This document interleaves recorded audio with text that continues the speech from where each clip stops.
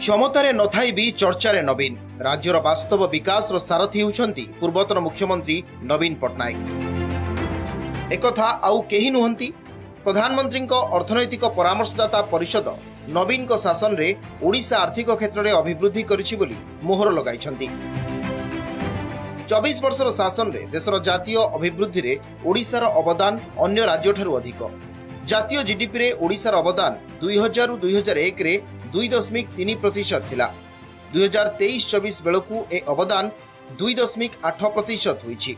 BJP शासित राज्य तुलना रे ओडिशार आर्थिक प्रगति और विकास काहे केते आगरे।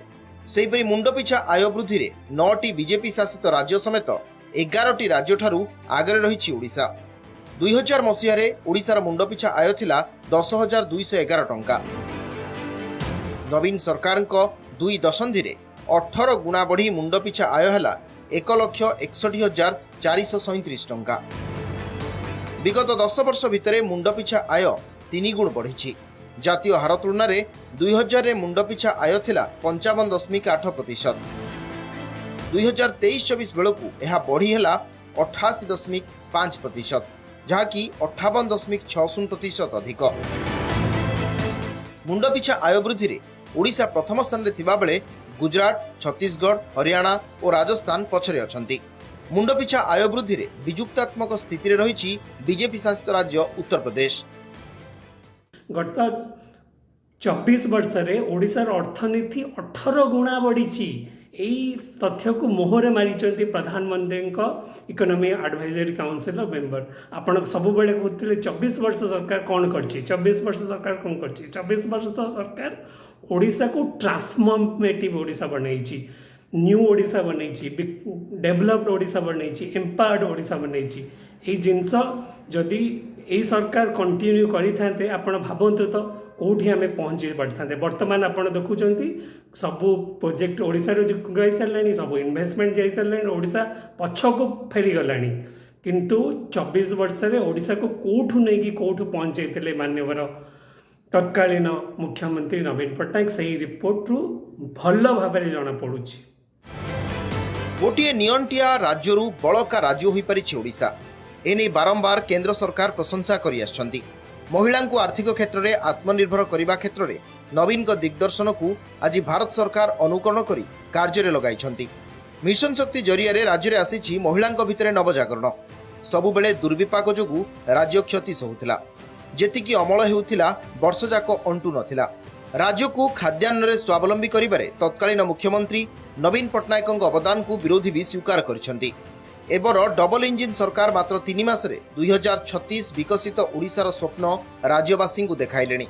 पूर्व सरकार फसल को एबर बीजेपी सरकार अमल करुछंती।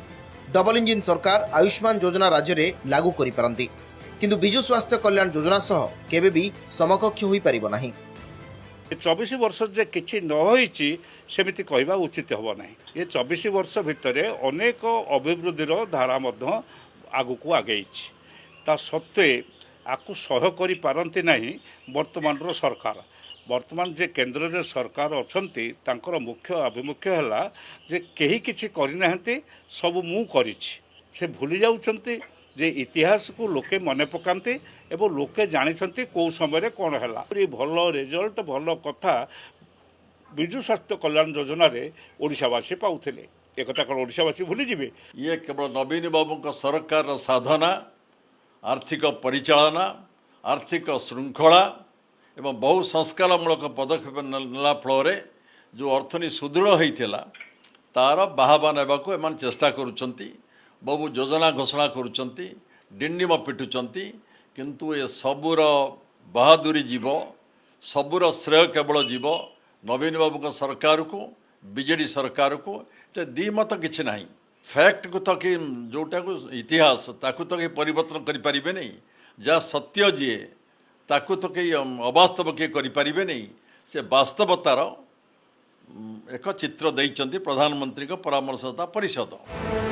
पूर्व बीजेडी सरकार 24 वर्ष शासन रे ओडिशा अभिवृद्धि क्षेत्र में महाराष्ट्र, पंजाब, उत्तर प्रदेश, पश्चिमबंग एवं आंध्र प्रदेश को पछरे पकाई देछि।